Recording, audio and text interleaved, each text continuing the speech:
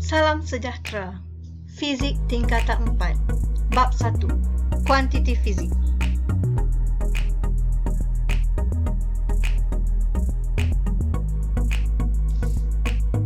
Kuantiti fizik.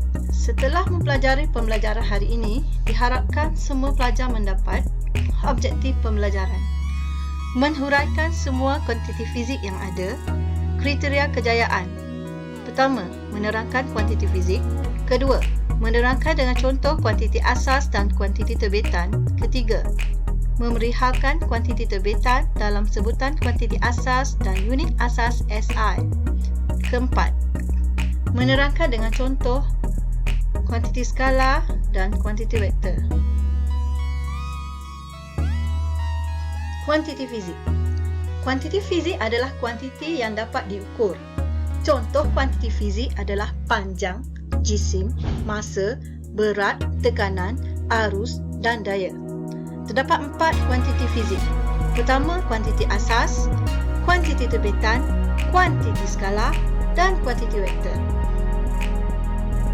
Terdapat 2 sistem utama untuk mengukur kuantiti fizikal. Unit metrik, unit imperial. Kebanyakan negara menggunakan sistem metrik, tetapi di Amerika Syarikat, Liberia dan Myanmar, mereka menggunakan sistem imperial lama. Beberapa contoh unit metrik dan imperial adalah seperti berikut.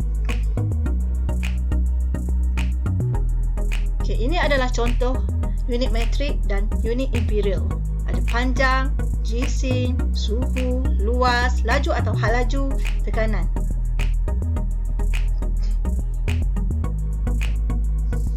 Kuantiti fizik asas.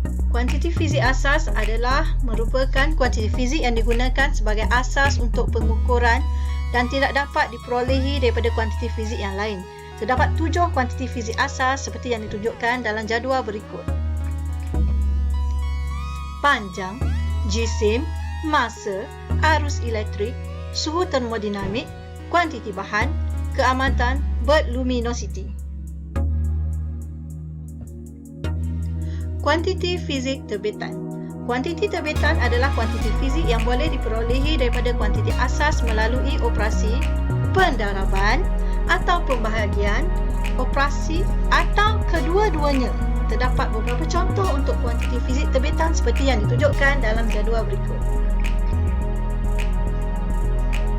Luas, isi padu, laju dan hal laju, ketumpatan, momentum, daya, cas, indeks biasan dan kecekapan. Memerihalkan kuantiti terbitan dalam sebutan kuantiti asas. Anda boleh lihat contoh 1. Nyatakan kuantiti terbitan dalam sebutan kuantiti asas. A. Pecutan, B. Momentum, C. Tekanan. Penyelesaiannya telah diberikan.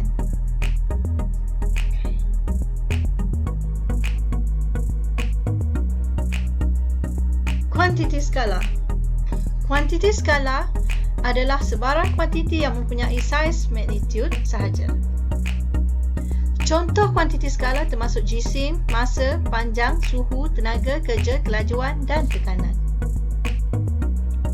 Kuantiti vektor. Kuantiti vektor adalah kuantiti yang mempunyai saiz, magnitude dan arah. Contoh kuantiti vektor adalah sesarang, berat, daya, hal laju, pecutan dan momentum.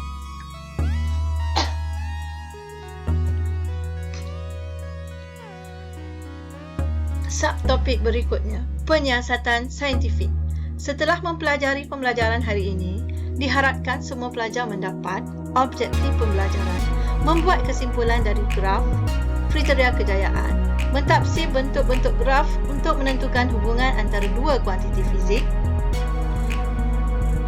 menganalisis graf dan mendapatkan rumusan siasatan. Mentafsir bentuk-bentuk graf untuk menentukan hubungan antara dua kuantiti fizik. Di sini ada contoh gambar rajah beberapa graf beserta hubungan kecerunan dan juga dalam bentuk matematik.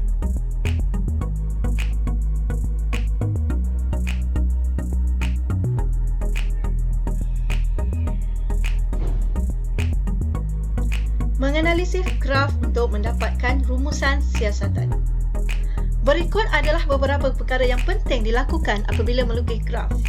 Pertama, tajuk graf mesti ditunjukkan. Kedua-dua paksi mesti dilabelkan beserta unit. Anda boleh melihat contoh.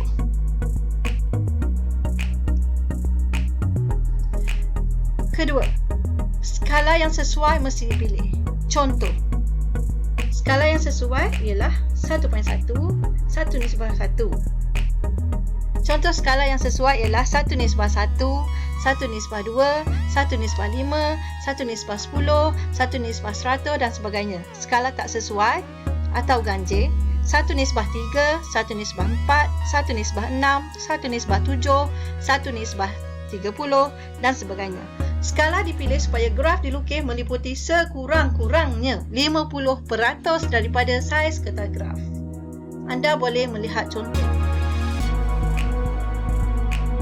Ketiga, skala pada kedua-dua paksi mesti seragam dan ditunjukkan dengan jelas nilainya. Contoh boleh dilihat. Keempat, semua titik ditanda dengan betul dengan satu simbol pangkah atau bulatan dan ditanda dengan tepat pada kedudukannya. Okey, anda boleh melihat contoh. Kelima, graf yang dilukis mestilah garis lurus atau lengkungan terbaik di mana mesti melalui banyak titik dan seimbang. Contoh dipaparkan. Keenam, tidak tepat untuk melukis graf dengan menyambung titik ke titik kerana graf diperolehi tidak licin. Contoh seperti yang dipaparkan. Ketujuh, tentukan kecerunan graf. Lukis segitiga yang cukup besar sekurang-kurangnya 8 cm darat 8 cm untuk menghitung kecerunan graf. Nilai kecerunan graf disertai dengan unit yang betul.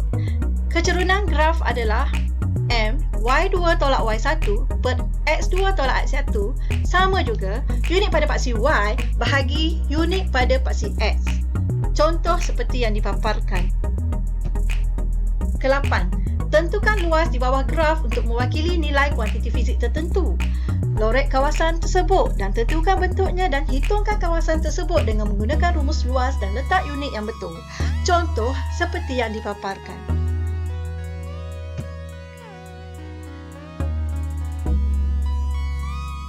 Berikutnya, tentukan nilai-nilai tertentu daripada graf. Nilai-nilai tertentu boleh diperolehi daripada graf yang diplot dengan melukis garis mendata atau mengeksploitasi graf. Contoh seperti yang dipaparkan. Di sini ada beberapa contoh soalan. Anda boleh melihat contoh ini dan penyelesaiannya juga disertakan.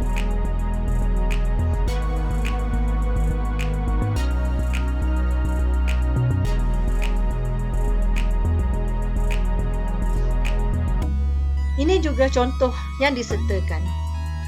Anda boleh membaca, melihat dan mentelaah contoh yang telah dibuat beserta dengan jawapan.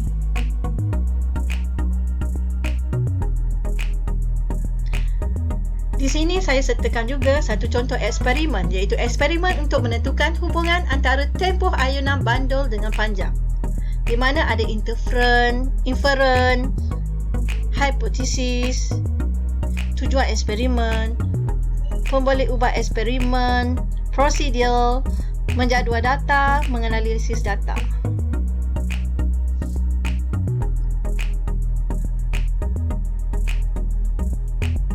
Cara menulis laporan boleh dilihat daripada contoh ini.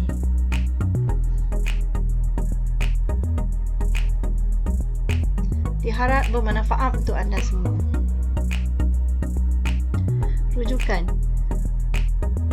Dokumen Standard Kurikulum dan Pentaksiran Fizik Tingkatan 4, Nota ringkas Cikgu Ahmad bin Ismail, Guru Cemerlang, Sasar Fizik SPN Keluaran Pelangi, Sasar Fizik SPN Oxford Fajar.